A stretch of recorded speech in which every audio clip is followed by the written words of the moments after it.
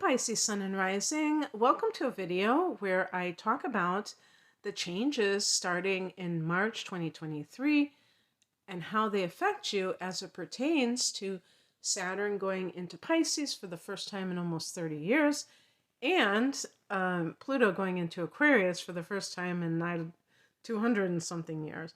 So it's amazing that both of these planets are changing signs in March.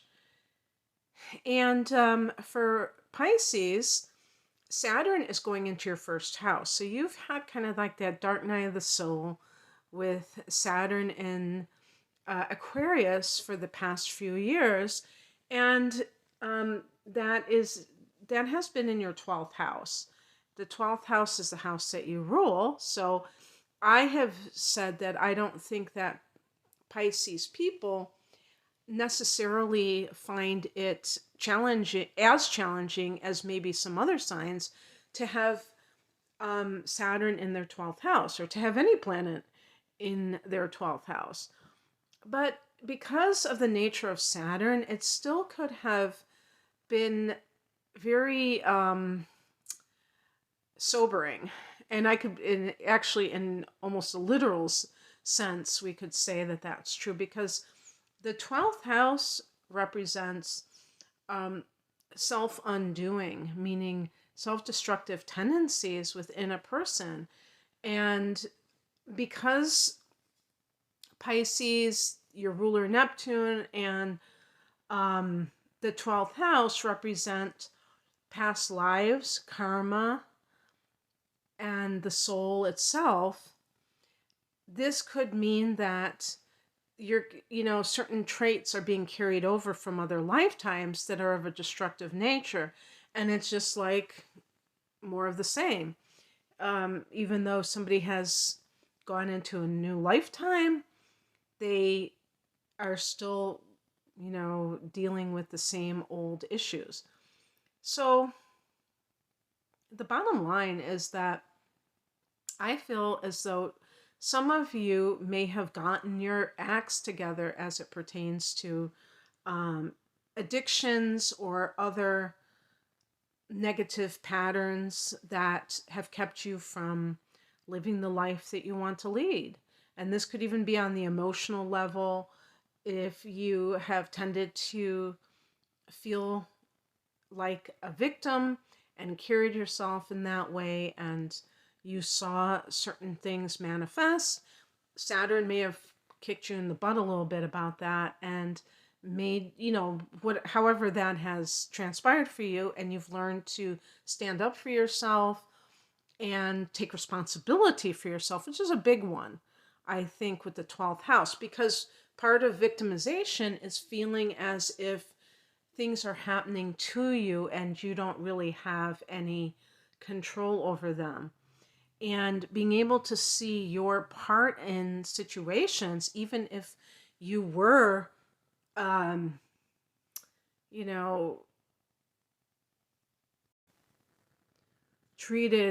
mistreated by someone, there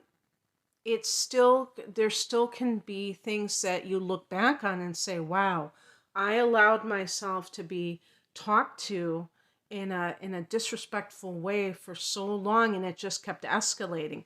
You know what I mean? Stuff like that. So now that Saturn is going into Pisces, and this will start on March 7th, but you have to keep in mind that depending on what your degree of Sun in Pisces is or ascendant, it may not actually come there. Like, for instance, if your rising sign is 14 degrees of Pisces, it's going to take a while for it to get there. And I actually don't know if it's even going to get to that far in 2023 because I'm actually looking, and in December of 2023, it's only going to go back to 3 degrees of Pisces because it's retrograding and it's going to go back down to 0. So I don't even think it'll get to that far. I think it's only going to get up to about 7 degrees or so. So those of you who have, higher degrees than that, it's going to be in 2024 or later that, well, probably around then, that it crosses into your first house. For some, it might even be later than that. So, but I'm doing these readings, as a general thing because eventually this will be true for you. And so the point is that you have options in life, and so that's what Saturn is about, doing for self, standing up for yourself, getting your life together. But when Saturn goes into that first house, it's going to be that way in a much more obvious sense of the word. And this is beginning a whole new cycle for Saturn. The fact that it's entering your first house, and in order, to commemorate this transit, one of the things you can do is you can create something for yourself that is a foundation, something tangible. Maybe you start your own business. Maybe you start some kind of even like physical program of working out or something like that, because the first house can be the body. But something that over time you're able to look back on and say, I created this thing in my life, this positive thing in my life that is rewarding me all these years. And I remember when I started doing this that I'm doing right now, it was when it was in my solar chart. The Saturn was in my first house, and I heard another astrologer say those very same words, and I thought to myself, I don't know that was not the inspiration for me to start, but I certainly liked hearing that, because that's kind of what I'm talking about. It's not, when I say start a business or, start something that you can build upon, because Saturn is that foundation and you can build upon it. So, yeah, that could make you more stable in your life altogether. There might be something going on that gives you that sense of being grounded, because the first house really is the catch-all house. And like I said, it's that new cycle. So Pisces, I think that you're going to have a demeanor that is more serious at this time. Although I have to say that you have your ruler, Neptune, in that first house as it is. So Saturn is joining Neptune there. And so I don't know how I can talk about someone being serious when Neptune is about being in outer space or inner space, maybe. So it might kind of mitigate that a little bit. But in any case, just by itself, I would say that you may have this sense of being on a mission, taking yourself more seriously, and that could lead to all kinds of things that you choose to do now, as that you initiate in the next few years. Now, as for Pluto, Pluto is going into Aquarius, and again, because Aquarius is a sign right before you, it's going into that 12th house. So we have like a 1-2 punch there. And Aquarius, I mean, for you to have Pluto going into the 12th house, this is, in a way, we could really say that it has a good element to it, because Pluto is about transformation. And, sometimes when I talk about these transits, it almost seems like I'm saying the same thing with the different planets. And sometimes they do tend to, or they seem to, have similar influences, because Pluto can be about you changing quite profoundly. And in case you weren't aware of this, Pluto has a much longer transit time through one sign than Saturn. Saturn is about 2.5 years. Pluto can be anywhere from 15 years to, when it's in Aquarius, it's going to be there for 20 years. So suffice it to say, its influence in your 12th house is going to last you a generation, a couple of decades. That is really a long time. So when you think about what the 12th house represents, one of the things that represents is the spiritual dimension or dimensions. And Pluto is about power, and, or I would say empowerment and transformation. So for those Pisces peeps who really feel like you were called to be a healer, or maybe you have just outright rejected your role as a healer because you've gotten scared about it, or maybe other people in your life have, put you down for your abilities. And some of you may not even realize that that happened to you, because it might have happened when you were very young, where you had some special abilities that were not easily understood, and you were discouraged from showcasing them. So, one of the things about Pisces is that I really feel, because of the sensitivity of Pisces, and this can also apply to the rising sign, because this could have been how you were brought up, and that has always stayed with you. So even if your sun is in Aries or something where you're very bold in a certain regard, you could still have that vulnerable part to yourself. I just flashed on Whitney Houston, and I found out that Whitney Houston had Pisces rising. After she passed, I found that out.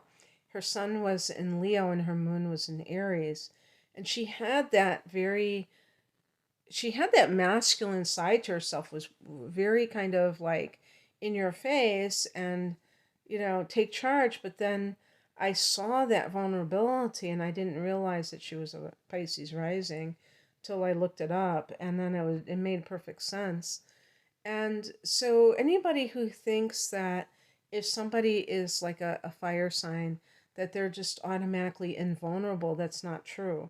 And you may have been very affected by certain events from your past, and they have, created certain coping mechanisms that you have held on to this day. And people have to make peace with these kinds of things. And this includes addiction. It's not to be ashamed of any of that, because it did serve a purpose. All of these things have positive aspects to them, believe it or not, even addictions. They help people to divert their attention from something that's very painful to something else that they can cope with. So the key with Pluto is to kind of uncover these things. And even just like buried trauma, I think, could be the 12th house. And so you may feel like a strong calling. I've heard some people talk about, ayahuasca, plant medicine, which they used to, get to that buried trauma. And that would be, to me, if you feel like you're being completely held back because of that situation. But I really think that you can do that in other ways. I don't want to endorse that because I haven't gone that route. And I personally think it could be really scary. I don't know. I mean, I've been fascinated reading about other people's, experiences or hearing videos on it, seeing videos on it, but I just think it's like so intense. But I'm just saying what you might feel called to do. So you have to, maybe you get a past life regression because you just feel like you have to find out. Pluto is about digging deep, diving deep into these issues or mysteries, including, your past lives. If it is done because you really want to find out something constructive, then perhaps it's meant to be. If a person is just doing it for, the hell of it because they just have this curiosity factor, then I'm not sure that that is really the right reason for it. So, the other thing about Pluto here is that it can help you to heal yourself at that the deepest level. I think that's kind of what I've just been talking about, and really step into your role in an empowered way as a healer. I think, you know what? I mean, if we talk about Saturn's um, transit through that 12th and Pluto's and how they, a tag team, if you will, I think Saturn is kind of like the authoritarian parent that says, stop doing X, Y, or Z, whatever your vice is. It's not healthy, it's immature, it's, you're wasting money, whatever it is. It's bad for your health. Yeah. And then Pluto comes along and says, you are a shaman. You are a high priestess. You have these abilities that you don't even know that you possess. And I'm going to imbue you with these things. I'm going to show you just how powerful a being you are. But you have to purify yourself. So it's coming, it's the same thing, but coming from different perspectives. And that might, I mean, when Saturn was in your 12th, you might have resisted some of that influence. How this can play out are events that occur in your life that force you to see exactly what you are doing in reaction to certain things that are going on in your life. So, um, if you want to call them tests, if you want to just call them cause and effect, whatever, I do think of them sometimes as tests, where the universe is getting you to see exactly how far you've progressed. And when Pluto's in the 12th house, it's to me it's can be you're a consummate healer. But guess what? It starts with healing yourself.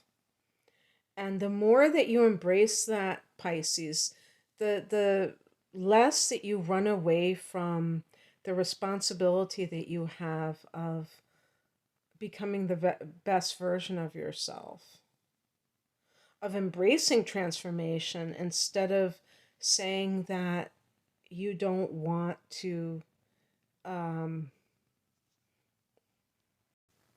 do it right now. And you may have your own reasons for that because you may be tested, even with Saturn in the first house, you may find that there are certain things that you have to overcome. And, Saturn, is not exactly warm and fuzzy. So wherever Saturn lands, there still can be these limitations, if you will. And Pisces, some of you, it may be very easy for you to go into that mode of like, oh my God, what do I do now? And really, it's about